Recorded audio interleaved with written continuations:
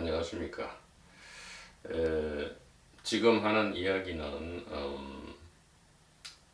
모든 종교 그리고 신비주의, 형이상학, 철학의 가장 핵심으로 우리가 이해해도 무방합니다. 뭐 어떻게 들으면 아무것도 아닌 이야기로 들릴 수 있고요.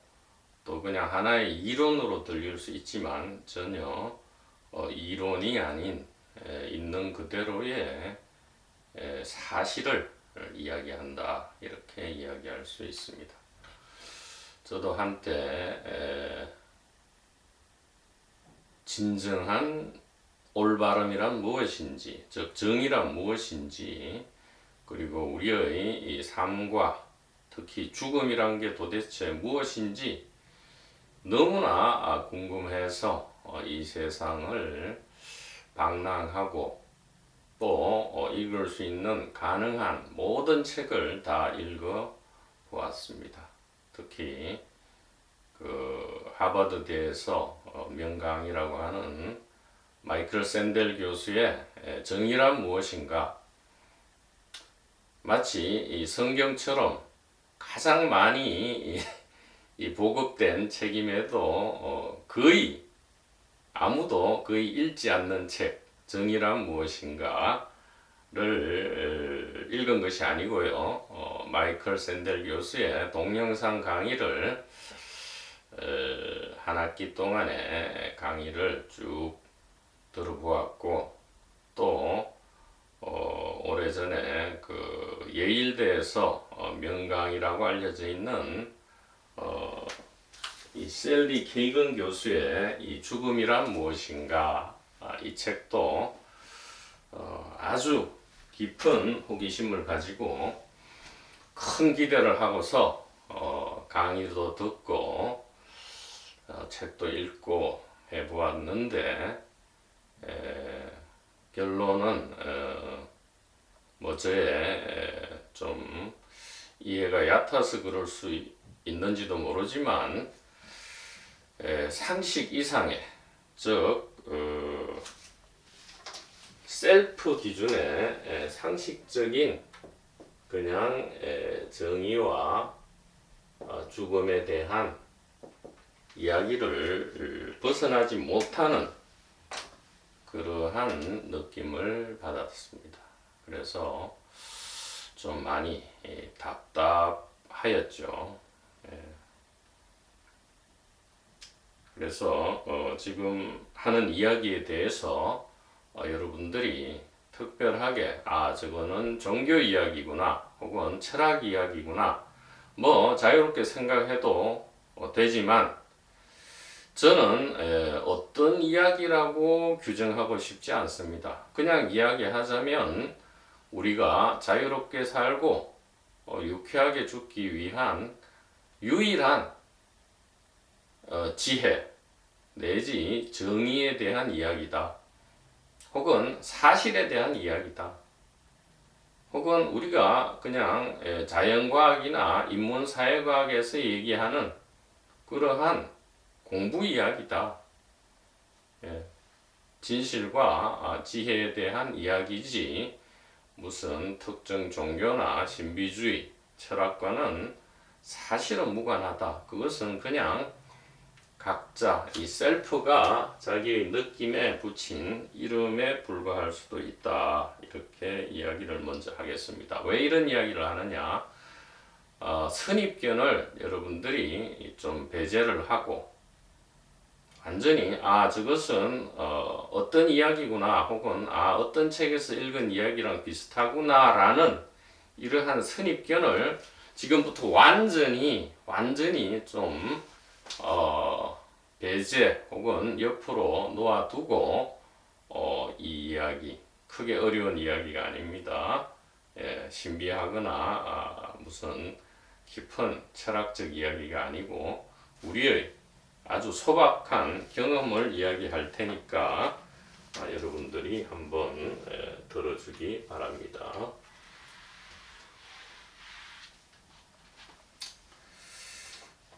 전번 시간에도 얘기했지만 우리가 땅 위에서 하나의 나무를 본다고 하죠. 그러면 나무를 보는 주체가 있고요. 나무라는 이 객체가 있습니다. 그리고 이 나무는 한 사람만 보는 것이 아니죠. 지금 75억의 인구가 보고 있고, 심지어는 반려동물도 보고 곤충도 보고 다 보고 있습니다. 자, 현재 알려진 칸트식의 이야기 혹은 상식적인 과학은 이 나무라는 객관 대상을 주관인 사람이 이 두뇌에서 발생시키는 의식으로서 이 나무를 보고 있다, 이렇게 이야기를 합니다. 우리는 그렇게 알고 있죠. 즉 이렇게 됩니다.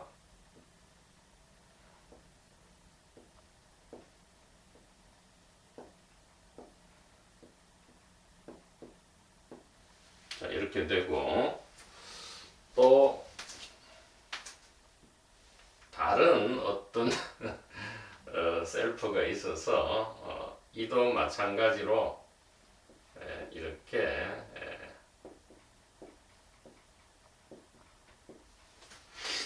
하고 있는데, 이름 붙이기를, 이것은 감각 대상이죠. 감각 대상이고, 요 동그라미 안에 있는 각자의 머릿속에서 각자의 의식 혹은 영혼이 이 머릿속에서 눈이라는 창문을 통해서 보고 있는 이러한 영상은 감각이라 하죠. 감각. 특히 이 시각이죠. 이 경우에는 시각입니다. 자, 요 감각 시각은 의식으로서 소위 말하는 주관이죠. 그리고 감각 대상은 소위 이 물체라 그래서 객관 세계입니다. 자, 여기까지는 별 우리가 어려움이 없습니다. 여기도 이제 두뇌로 이렇게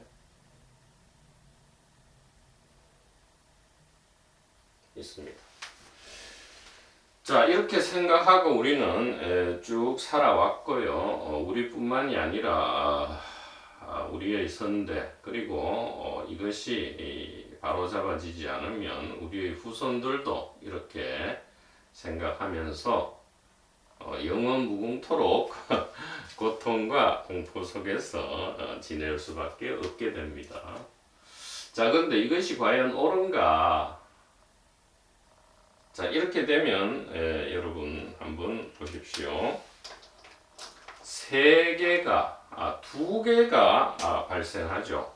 지금 이 외부에 있는 객관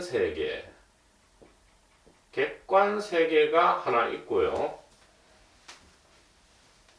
두뇌 속에 들어있는 이 주관 세계가 별도로, 객관 세계와는 별도로 지금 발생합니다. 이 주관 세계는 만약에 의식이 이 두뇌 속에 들어있다면 두 개뿐만이 아니라 인류의 개수만큼, 아니 살아있는 의식 있는 모든 생명체의 개수만큼 세계가 벌어질 수 있죠. 자, 기준으로는 여기도 두 번째가 해당됩니다. 우리가 외부에서 볼 때는 하나, 둘, 셋, 그리고 75억 개의 인간 기준으로만 해도 72억 5억 한 개죠. 75억 한 개의 세계, 복수의 세계가 있는데, 자아 기준으로는 두 개입니다. 객관 세계 하나와 주관 세계라는 이 두 개의 세계가 병존하고 있다. 그러고는 우리가 이 자연과 세계에 대해서 잘 이해하고 우리가 파악하였다 하고는 살아가고 있습니다. 어떻게 해요? 불필요한 돈과 권력과 여자와 남자를 획득하기 위해서 추구하느라고 고통과 공포를 한껏 즐긴다 할까? 아니 못 즐기죠. 공포와 고통을 한껏 겪으면서 체험하면서 살아가고 있다. 그것도 뭐 신비한 일이기는 하죠. 공포와 고통을 어떻게 우리가 체험할 수 있겠습니까? 그런데 신비하게 체험을 하고 있는 것이죠. 자, 이것이 바로 이 문제가 우리가 이 세상에 인간의 탈을 쓰고 이 세상에 나타난 유일한 이유가 되겠습니다. 이 문제를 해결하기 위해서, 이것을 질문하기 위해서, 이것을 올바로 이해하기 위해서 우리는 이 세상에 나타난 것이다. 이렇게 이야기를 해도 과언이 아니다. 이 얘기입니다. 자, 근데 이게 맞습니까? 솔직하게 우리의 경험에 비추어서 이것이 옳은지, 우리가 지금 현재 여러분도 이 화이트보드를 보고 있고 이 자도 이 화이트보드를 보고 있습니다.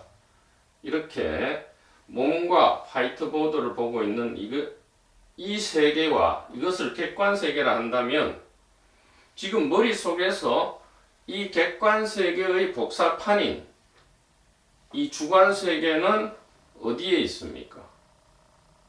지금 우리는 두 개의 세계가 늘 있다고 생각하잖아요. 그런데 이 객관세계 말고 만약에 이게 객관세계라 한다면 머릿속에 있는 이 영화관,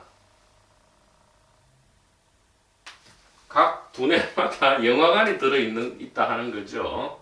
머릿속에 있는 영화관은 도대체 어디에 있고요? 그 영화관에서 보여지는 이 화이트보드는 어디에 있습니까? 실제로 지금 두 개의 세계입니까? 하나의 세계입니까? 그리고 이 세계가 머릿속에 있습니까? 아니면 몸과 두뇌와 세상이 그냥 한꺼번에 보여지는 겁니까? 즉, 세계라는 것이 머릿속에 들어 있습니까? 아니면 머리 밖에 있습니까? 그것은 주관세계만 있다 해도 지금 머리 밖에 있고요. 객관세계만 있다 해도 머리 밖에 있게 됩니다.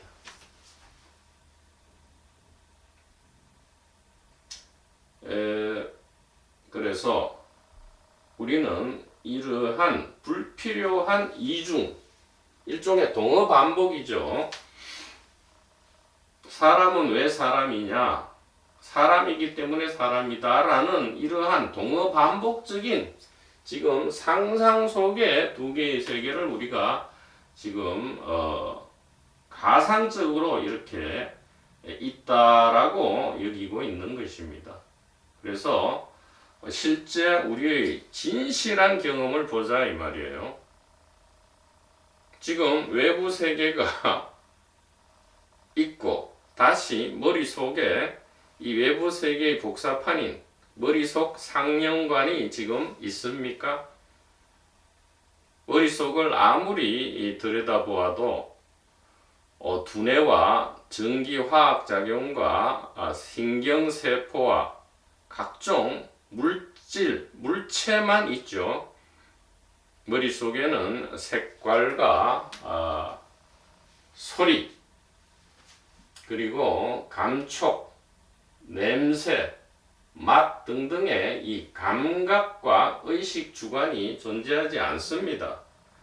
우리가 의식 혹은 감각 주관이라고 여기는 것은 바로 지금 이 외부 세계에 외부 대상과 동일하게 있죠. 즉, 우리가 왜 착각했느냐? 하나를 가지고 두 개의 이름을 붙인 겁니다. 원래는 하나만 있는데 그 하나에 어떤 측면을 대상이라 하고요. 또 다른 측면은 의식 주관이다. 이렇게 우리가 두 개의 이름을 붙이다 보니까 이것이 우리의 큰 착각을 불러일으키고요. 모든 최면은 이 말에 의해서 걸려듭니다. 즉 언어죠. 이름입니다. 이름을 두 개를 붙이는 순간 갑자기 두 개가 되어버립니다. 이것은 마치 이 하나님, 원래는 하나의 그 무엇 실체밖에 없는데 이렇게 음양으로 나뉘고요. 다시 이게 네 개로 나뉘고 중화점이 있다가 다섯 개로 나뉘고 해서 64에서 무한수로 나뉘는 그러한 양상과 똑같다 이 말입니다. 그래서 이러한 언어작용, 이름 붙임에서 오는 착각을 제거하기 위해서는 하나의 세계는 우리가 제거해야 한다. 그러면 객관 세계를 제거하는 것이 맞겠습니까? 주관 세계를 제거하는 것이 맞겠습니까?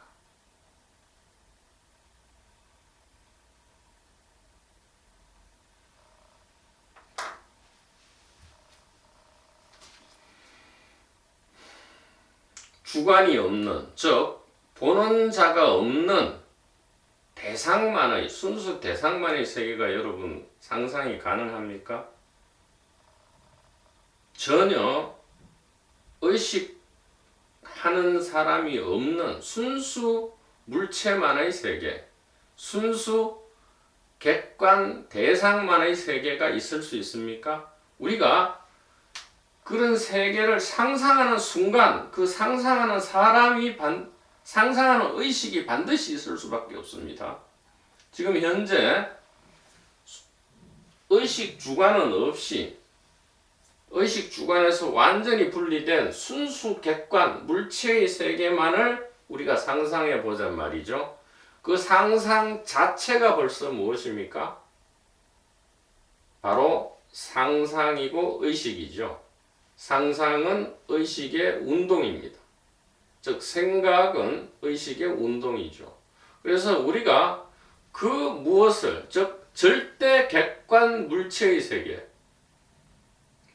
상상하는 순간 그것은 또다시 그 자체로 본래부터 의식 주관인 것이죠. 그래서 이 두 개의 세계 중에 하나를 굳이 없앤다. 즉 이름을 하나만 붙이자 이 말이에요. 왜냐하면 세계가 하나이기 때문에 하나만 이름을 붙이자면 이것을 객관이라, 즉 물체라 하는 것이 옳겠습니까? 의식이라 하는 것이 옳겠습니까? 객관이라 하는 것이 옳겠습니까? 주관이라 하는 것이 옳겠습니까? 물론 이름을 안 붙일 수도 있죠. 그러나 우리가 지혜로 나아가기 위해서 일단 하나의 이름만 붙여보자 이 말이에요. 그래야 우리가 의식이 깨어날 수 있기 때문입니다. 그 다음에는 이름을 전부 띄워버려야 합니다. 자, 그래서 이 하나로, 본래 하나죠. 두 개를 하나로 합치는 게 아닙니다. 본래 하나이기 때문에 하나를 보는 방법은 어느 이름을 떼야 되느냐 이 말입니다. 예, 어느 이름을 어느 쪽 이름을 뗄 것인가 이 말이에요. 그래서 객관세계만 남겨두자 유물론처럼 이 말입니다. 유물론이 지금 횡행하고 있죠. 이것은 큰 슬픔입니다. 유물론은 유심론이든 유물론이든 혹은 유식론이든 유물론이든 간에 이 하나인 것은 옳습니다. 그러나 유물론은 매우 드라이하죠. 우리를 사막에 가져다 줍니다. 자유와 행복이 아닌 사막에 가져다 주죠. 왜? 객관 세계를 만 실체로 보기 때문에 우리는 하나하나 75억 개의 외로운 자아로 분리된다 이 말이에요. 만약에 주관이란 이름을 붙인다면 하나의 의식만 존재하게 된다 이 말입니다. 왜냐하면 의식이 이 머릿속에 들어있지 않게 되기 때문에 그런 얘기입니다. 자, 그러면 왜 우리가 하나의 이름을 뗄 때 객관을 뗄 수밖에 없느냐?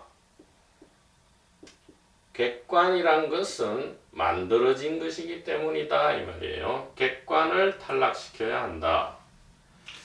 좀 전에 얘기했듯이 여러분 상상해 보십시오.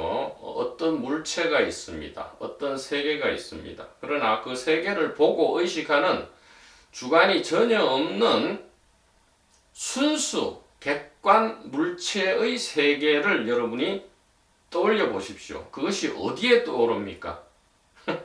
그것이 떠오르는 바탕 자체가 바로 무엇이죠? 의식이다 이 얘기예요.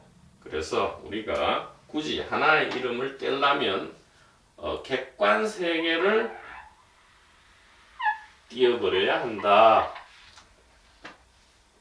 이것은 고대로부터 어떻게 알려졌습니까? 코기토 에르고 줌이라는 라틴어로 알려져 있다. 코기토 에르고 줌. 무엇입니까? 의식한다 이 말이에요.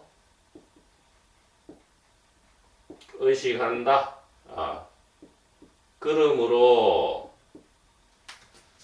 줌 존재한다 이 얘기입니다. 이것은 데카르트에서 보통 이렇게 해석하는데 잘못된 것입니다. 나는 생각한다. 고로 나는 존재한다. 이거 엉터리예요. 그 얘기가 아닙니다. 코기토 이것은 의식한다, 안다, 생각한다, 상상한다 이 말입니다. 코기토, 에르고, therefore 이 말이에요. 그러므로 그래서 줌은 나라는 게 아니에요. 존재한다 이 말입니다. 즉 모든 존재는 무엇을 전제로 한다? 의식을 전제로 한다. 이런 것이 아주 고대 세계부터 이미 잘 알려져 있다 이 말이에요. 본래 그게 의식이든 뭐든 하나밖에 없었는데 두 개로 우리가 편의적으로 가른 것이다. 이름을 가지고. 그래서 이 고대 세계의 지혜에 비추어 보더라도 이 순수 객관 세계를 우리가 인정할 수는 없다 이 말이에요.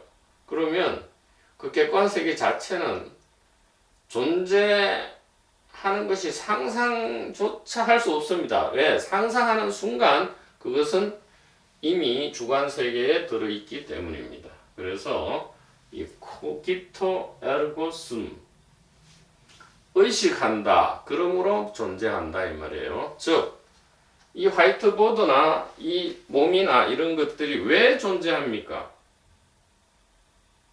존재하는 걸 압니까 여러분? 알죠? 이것은 특별한 어떤 지식 때문에 아는 게 아닙니다. 그냥 압니다. 이것을 지혜라 하죠. 이것이 의식이란 말이에요. 각자의 몸이 있잖아요. 몸이 있죠? 어떻게 알았습니까? 몸이 있구나 이렇게 아니까 이 존재를 아는 거잖아요. 보이니까요. 특히 이 시각적인 알미 있기 때문에 여기 몸이 이렇게 있네. 촉각과 결합하죠. 청각과도 결합합니다. 촉각, 청각, 시각과 결합해서 심지어 냄새와 맛을 볼 수도 있어요. 이 감각되기 때문에, 즉 의식하기 때문에 몸이 있는 것입니다. 몸이 있어서 의식되는 게 아니에요. 그렇게 되면 다시 두 개의 세계로 나눠져 버립니다.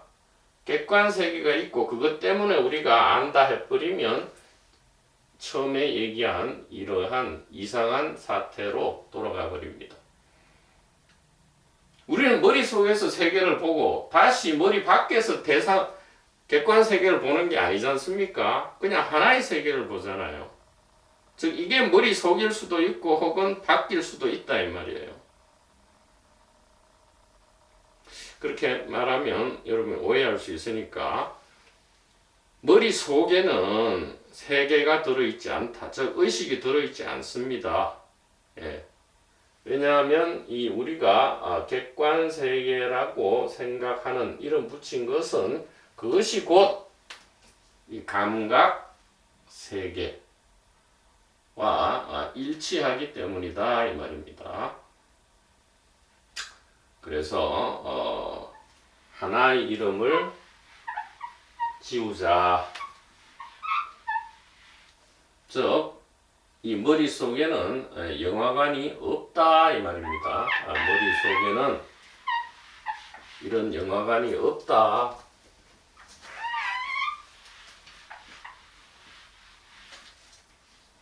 있는 것이라고는 현재 이렇게 보여지고 있는 이 하나의 이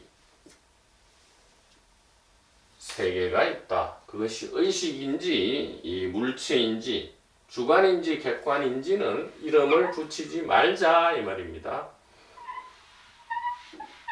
이름을 붙이지 말자. 이렇게 있다. 이것을 어떤 때는 우리는 나무라 하고요. 어떤 때는 의식이라 해도 된다 이 말이에요. 그런데 나무도 있고 의식도 있다. 이렇게는 하지 말자 이 말이에요. 예. 나무가 있고 이것은 어떤 때는 나무라 불리고요. 어떤 때는 의식이라 불린다. 여기 몸이 있습니다. 이 몸은 몸이라고 불리기도 하고 의식이라고 불리기도 합니다. 이 안에 공간이 있습니다. 이것은 공간이라고 불리기도 하고요. 의식이라고 불리기도 합니다. 그리고 이 나무와 몸과 공간의 모습의 변화, 이것을 시간이라 하죠. 시간이라 하기도 하고 이것은 의식이라고 이름을 붙일 수 있습니다. 그리고 이 의식은 테두리가 없다 이 말이에요. 이렇게 함으로써 우리는 몸에서 해방이 되고요. 두뇌 속에서 해방이 되고, 즉 본래 해방되어 있다는 것을 확인하고요. 우리 존재는 몸이 아님을 다시 한번 확인하면서 여기 서 있는 다른 자는 다른 자가 아니고 하나의 의식, 즉 나와 동일하다. 이 나무조차도 타자가 아니다. 이 나무도 나다. 다른 사람도 나다. 내가 사랑하는 반려동물도 나다. 산과 강과 태양과 달이 나다 이 말이에요. 그래서 우리는 이 사물과 세상과 타인을 그토록 사랑하고요.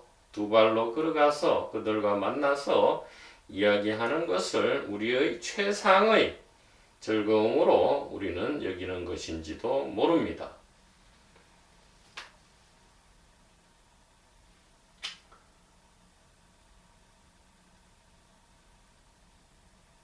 지금 이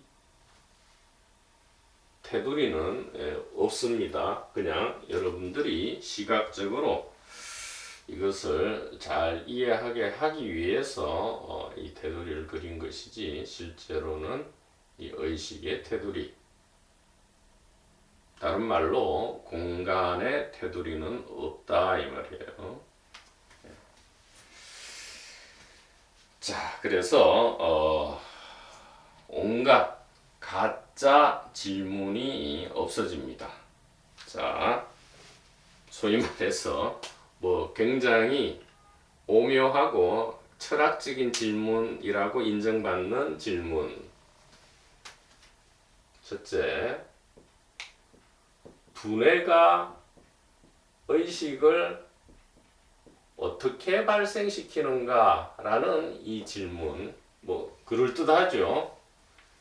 두뇌, 즉 물체죠. 물체가 어떻게 정신을 발생시키는가? 이 질문이 굉장히 유명한 어려운 질문인데 답도 없잖아요.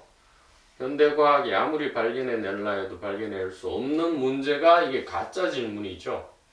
왜냐하면 두뇌 속에는 의식이 없다. 즉 두뇌는 의식을 만들어내는 것도 아니고요. 즉 두뇌 안에는 조그만 영화관이 없다 이 말입니다. 그럼 두뇌의 역할은 뭘까요? 예를 들어 텔레비전이나 영화 그러니까 프로젝트가 영화를 만들어내는 게 아니죠. 중계하는 일종의 수단이다 이 말입니다. 그래서 이 두뇌는 의식의 대변인 혹은 대리자, 아바타의 역할이다. 이렇게 이야기를 할 수 있습니다. 의식이 유저고요. 이 두뇌는 그 게임 속의 캐릭터죠. 조종 가능한 캐릭터다 이 말입니다. 자, 이거 가짜 질문이죠. 두뇌가 의식을 어떻게 만들어내는가? 이거는 가짜 질문으로 제거됩니다. 둘째는 너가 보는 세계와 내가 보는 세계가 같은가라는 또 이게 굉장히 철학적인 질문이 있습니다. 두뇌 속에 각각 영화관이 하나씩 들어있다고 생각하다 보니까 도저히 다른 사람의 두뇌에는 접근할 수가 없죠. 그래서 내가 지금 이것을 빨간색으로 지금 보는데 너도 내가 보는 것처럼 보는가? 진짠가? 그것은 도저히 교차 비교를 할 수가 없습니다. 교차 확인을 할 수가 없어요. 영원히 그럴 것입니다. 영원히 교차 비교가 안 돼요. 그렇게 상정해버리면. 전제 자체가 틀렸기 때문에. 이 질문도 가짜인 것이 이제 드러나는 거죠. 그러니까 질문이 해결되어서 사라지는 게 아니고요. 질문 자체가 가짜임이 밝혀지면서 질문이 해결되었다. 즉 질문이 사라졌다. 이렇게 되는 겁니다. 이건 중요한 이야기죠. 우리가 질문을 할 때 답에 의해서 질문이 해소되는지 아는데 그렇지 않습니다. 모든 질문은 언어작용에 의한 착각이기 때문에 이 두 개를 하나로 해소할 때, 즉 질문 자체가 거짓임을 드러낼 때 질문은 해결되는 것이지 절대로 답에 의해서 해결되는 것이 아니다. 여러분도 많이 궁금해했죠? 물체가 어떻게 의식을 발생시킬 수 있을까? 현대 철학과 자연과학의 두뇌과학의 가장 핵심 문제입니다. 이 가짜 질문임이 이렇게 드러나고요. 또 이 감각질의 문제죠. 이거는 너가 보는 세계와 내가 보는 세계, 즉 내가 지금 보는 이 빨간색을 너도 내가 보듯이 진짜로 보는가? 혹은 내가 빨간색이라고 여기는 것을 당신은 파란색으로 보면서 이름만 빨간색으로 붙여놓은 것이 아닌가? 처음부터 그렇다면 확인이 될 수 없습니다. 이것을 감각질의 문제라 하는데 이 감각질이 서로 다른가 같은가의 문제, 이 가짜 질문임이 드러남으로써 이 질문도 이 거대한 질문입니다. 수백 년을 이 하나의 질문만 해결하려 해도 해결할 수가 없어요. 그러나 이렇게 정확한 핵심 이해로서 이 모든 질문들이 해결이 됩니다. 그리고 제가 제기하는 질문, 평소에 매우 궁금해했던 질문입니다. 자, 세 번째,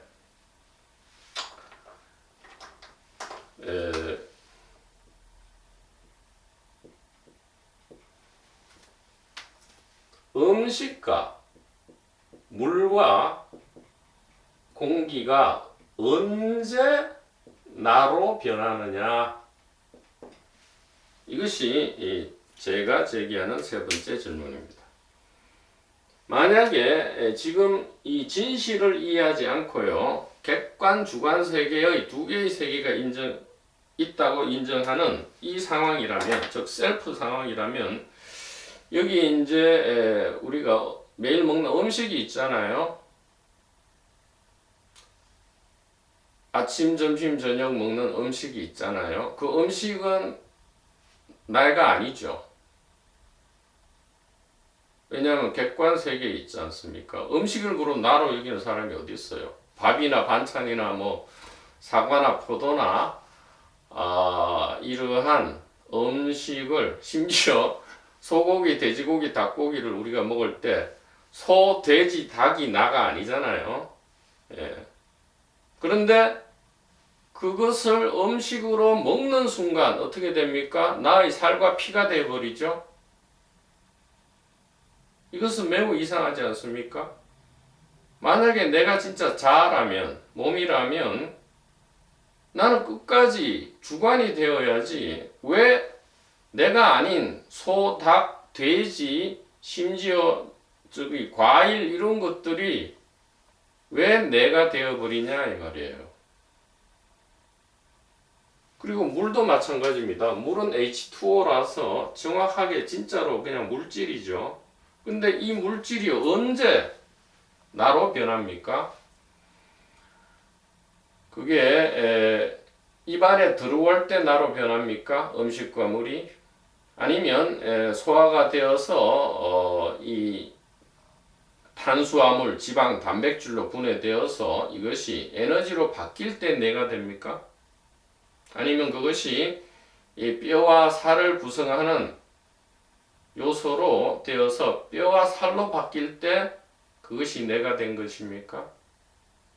기준 시점과 내가 되는 그 기준 시점과 그 시점의 정확한 지점, 위치는 어디입니까?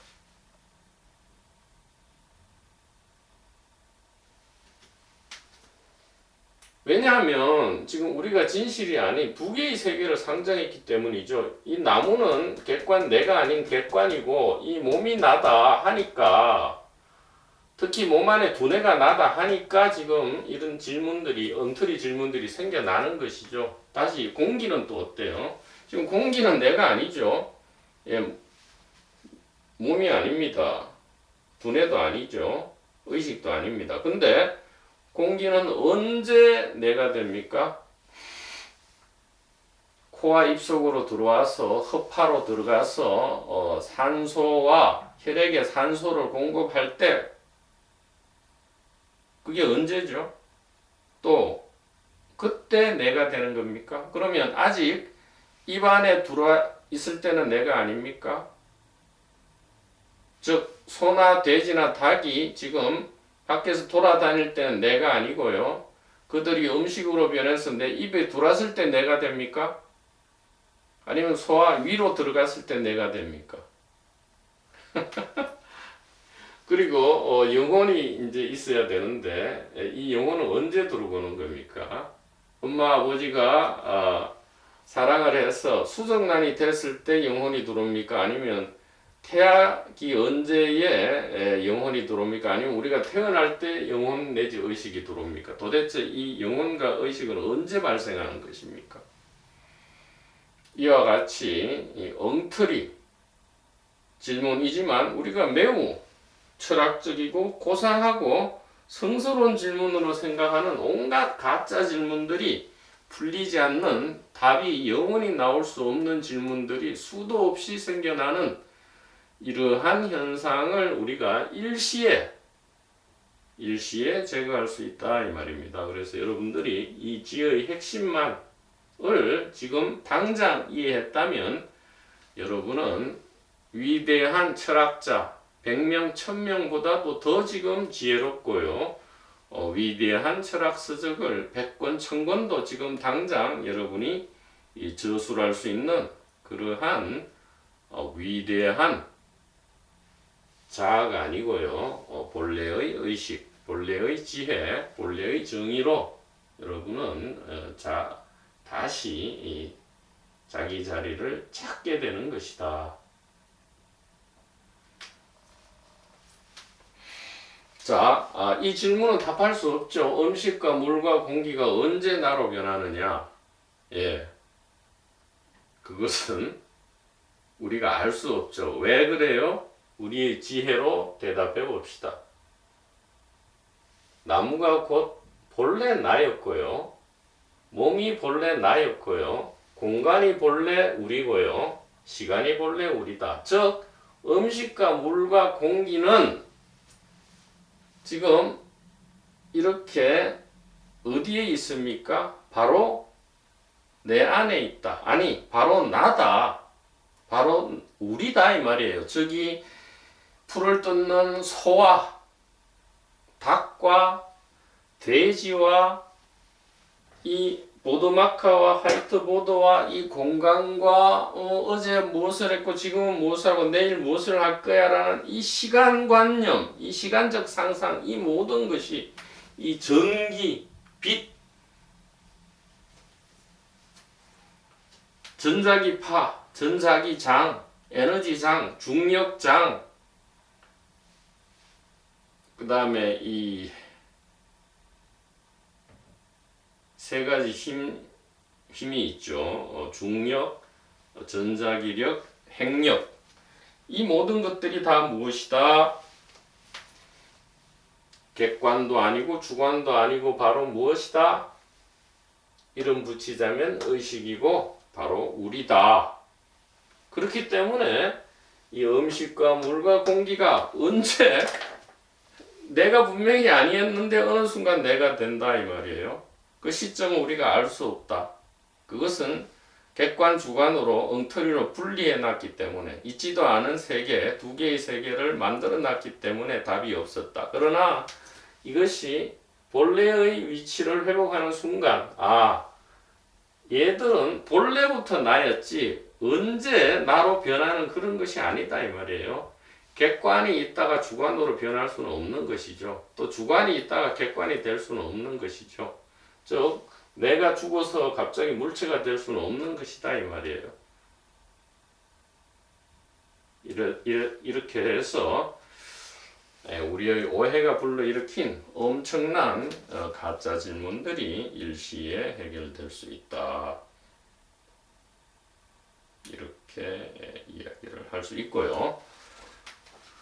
또 네 번째 질문, 영혼이 있는가? 또 영혼이 있다면 윤회를 하는가? 또 영혼이 있다면 언제 영혼은 몸에 들어가는가? 뭐 수정 나뉠 때 들어가는가? 태아기에 들어가는가? 아니면 태아가 엄마의 자궁으로부터 배출될 때, 즉 탄생될 때 들어가는가? 첫 호흡을 시작할 때 들어가는가? 등등의 이 또 매우 그럴듯한 질문, 이렇게 고민하는 듯한 질문이 전부 어떻게 됩니까? 여러분들이 대답해 보십시오. 이 몸이나 두뇌 안에 영혼이 들어 있습니까? 몸이나 두뇌 안에는 의식의 영화관이 없습니다. 의식의 영화관이 있다면 바로 이 전체죠. 즉 영혼은 하나였다 이 말이에요. 싱글 소울이 있었다. 영혼은 각자의 몸에 들어있는 것이 아니고요. 몸과 세상 전체를 품고 있는 하나의 영혼이 있었다. 그것은 다른 말로, 다른 이름으로 의식이라고도 한다. 다른 말로 시간, 공간, 나무, 몸이라고도 한다. 음식, 물, 공기라고도 한다. 그래서 이 영혼 문제도 말끔하게 해결이 되어버립니다. 자, 영혼 문제가 해결되면 다섯 번째, 자아는, 즉 우리는 운명이냐 자유냐의 문제가 또 해결됩니다. 즉 영혼이 이 각 몸마다 들어있으니까 주체가 되죠. 주체인 영혼이 운명이냐 자유냐의 문제가 나오는데 몸 안에는 그런 영혼이나 의식이 없다 라고 하기 때문에 이 운명과 자유 문제도 가짜 문제임이 드디어 드러나서 이 엄청난 5개의 문제가 일거에 아주 자연스럽게 해결이 된다 이 말입니다.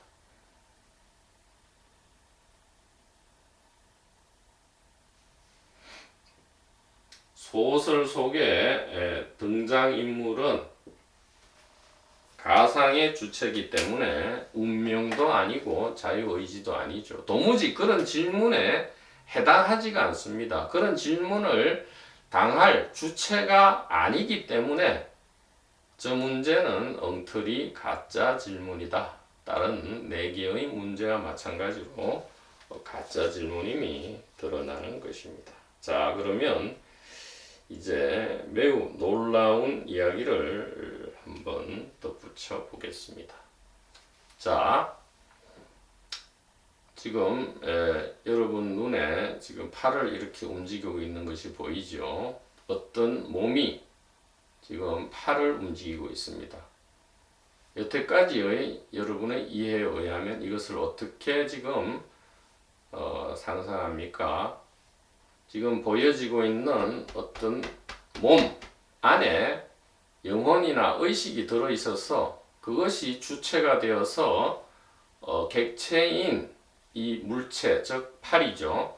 팔을 이렇게 흔들고 있다 이렇게 생각하잖아요. 그리고 여러분들도 각자 자기 팔을 흔들어 보십시오. 어떻게 생각합니까? 지금 몸 자체가 움직인다 생각합니까? 아니면 두뇌라든가 어떤 어디에 있는지 몰라요. 심장에 있는지 두뇌에 있는지 나의 핵심, 즉 내 영혼이 지금 이 팔을 나의 자유의지로 흔들고 있다. 이것이 맞는 얘기입니까? 지금 4번 질문을 보십시오. 영혼이 혹은 의식이 지금 몸 안에 있습니까? 아니면 이 전체가 영혼입니까? 그렇습니다. 지금 이렇게 움직이고 있는 것은 몸이 혹은 몸 안에 있는 영혼이 움직이는 게 아니고 지금 무엇이 움직이죠? 바로 여러분의 심장을 뛰게 하고 있는 그것, 여러분의 허파로 하여금 호흡을 하게 하고 있는 그것, 지금 여러분의 이 방이나 건물 밖에서 자동차가 움직이게 하고 있는 그것, 그리고 동물과 식물이 지금 움직이는 그것, 그 힘이, 그 의식이 지금 이 팔을 움직입니다. 이 팔은 몸 안에서 영혼이 움직이는 것이 아니죠. 잘 관찰해 보십시오. 지금 어디에서 움직이고 있습니까? 하나의 의식 안에서 바로 이 의식 자체가 움직이는 거죠. 즉 몸이 움직이는 것도 아니고 몸속에 영혼이 움직이는 것도 아니고 뭡니까? 의식이, 마음이 움직인다 이 얘기입니다. 그래서 육조 해능이 이 세상에 출현하기 전에 그 법성사입니까? 거기에서 두 중이 문답할 때 이렇게 얘기했죠. 한 중은 지금 바람에 깃발이 펄럭이고 있을 때 바람이 움직인다 라고 하니까 다른 중은 아니야 깃발이 움직여 하니까 육조현행이 나타나서 뭐라 했습니까? 둘 다 틀렸어. 마음이 움직이는 거야 이렇게 얘기했죠. 그래서 육조현행으로 곧바로 세상에 출현하게 되는 그러한 이야기가 있습니다. 지금도 마찬가지입니다. 여러분 움직여 보십시오. 지금 이것은 몸이 움직이는 것도 아니고 몸 안에 영혼이 움직이는 것도 아니죠. 즉 객관이 움직이는 것도 아니고 주관이 움직이는 것도 아닙니다. 즉 물체가 움직이는 것도 아니고 내가 자아가 움직이는 것도 아니에요. 지금 어디에서 움직임이 드러나고 있습니까? 이렇게 움직이는 힘은 어디에 있습니까? 누가 이래 움직입니까? 누가 봅니까? 누가 움직이고 누가 움직이는 것을 보고 있습니까? 바로 이 의식이다 이 말이에요. 그래서 우리는 드디어 알게 됩니다. 즉 이 하나의 몸이 움직이는 거와 이 나뭇잎이 막 움직이면서 소리를 내고 막 웃죠. 나뭇잎이 이렇게 햇빛에 반짝이면서 바람에 흔들리면서 이렇게 하면 환하게 웃으면서 웃는 소리를 냅니다. 이 몸이 팔을 움직이면서 하하하 이렇게 웃는 거와 하등 다르지 않다. 왜? 같은 것이 지금 동시에 일어나고 있기 때문입니다. 내가 이렇게 할 수 있는 것은 지금 저 밖에서 새가 날아가고 있기 때문이에요. 같은 거죠. 지금 동시 동작입니다. 우리는 이런 생각합니다. 외부 세계와 무관하게 나 혼자 지금 독자적으로 팔을 움직이고 있다. 이런 엉터리. 왜? 몸 안에는, 두뇌 안에는 영혼이나 의식이 없기 때문입니다. 상념관이 없어요. 상념관은 하나입니다. 하나예요. 그 하나 안에서 지금 이렇게 움직이고 있죠. 이것은 이 자아가 움직이는 게 아닙니다. 이 몸이 움직이는 것도 아니에요. 즉 바람이 움직이는 것도 아니고 깃발이 움직이는 것도 아니고 바로 의식이 지금 움직이죠. 예. 이렇게 움직일 수 있는 것은 지금 저 차 소리, 저 버스가 지금 지나가고 있기 때문이다 이 말이에요. 저기 멀리서 종소리가 들리고 있기 때문에 이 몸이 이렇게 움직인다 이 말입니다. 잘 관찰해 보기를 바랍니다. 그래서 이러한 이해에 이르게 될 때 우리는 하나의 번뜩이는 지혜를 드디어 갖게 됩니다. 이 생물과 무생물을 우리가 구분할 수 없구나. 이 전체가 뭐예요? 생물이 생물로 있게 하고 무생물이 무생물로 있게 하는 이 모든 것은 그 바탕이 뭡니까? 그냥 의식이다 이 말이에요. 즉 생물이 의식이고 무생물이 의식이다 이 말이죠. 그래서 나는 고귀하고 중요하지만 이 보드마크는 하나도 안 고귀해. 이것은 엉터리 생각이다 이 말이에요. 왜? 이것도 황금이고 이것도 황금이고 모든 것이 황금이기 때문에 그렇다 이 말이에요. 그런데 그 모양만을 우리가 보니까 다르게 보는 것이다. 자, 그래서 우리는 드디어 어떻게 됩니까? 이제는 동물과 대화하고요, 식물과 대화하고, 심지어는 이런 물체와 대화를 드디어 나누게 됩니다. 미친 거죠. 온전히 미치게 됩니다. 그래서 이 지혜로 인하여 우리는 드디어 동식물, 심지어 돌멩이와도 대화를 할 수 있다. 그래서 온전히 미치려면 온전히 미쳐야 됩니다. 미쳤다. 미쳤기 때문에 미친다 이 말이에요. 즉 온전히 하나에 몰입한다면 어디에 미친다? 지혜와 정의에 미친다 이 말입니다. 여기에서 미친다는 도달한다는 거죠. 우리말 미친다 이 말은 두 가지 뜻이 있어요. 정신이 혼미해진다 이 말이 있지만 어디에 도달한다, 어디에 미쳤다, 그 수준에 미치지 못했다 이 말이잖아요. 이런 말이 있죠. 그래서 미쳤다 이 말은 도달한다 이 말입니다. 그래서 미쳐야 미친다 이 말이에요. 즉 어디에 미쳐야 합니까? 주관과 객관 세계로 나누는 이 엉터리 셀프의 잘못된 착각을 바로잡는 데 미쳐야 하고요. 그러면 우리는 지혜와 정의, 자유와 행복에 드디어 다가가게 된다 이 말입니다. 이것을 나의 말이 아닌 다른 사람의 말로 다시 한번 증명해 보죠. 책 25페이지입니다. 예수께서 말씀하시기를 돌멩이를 들어보라, 나무 토막을 쪼개보라, 거기에 내가 있다.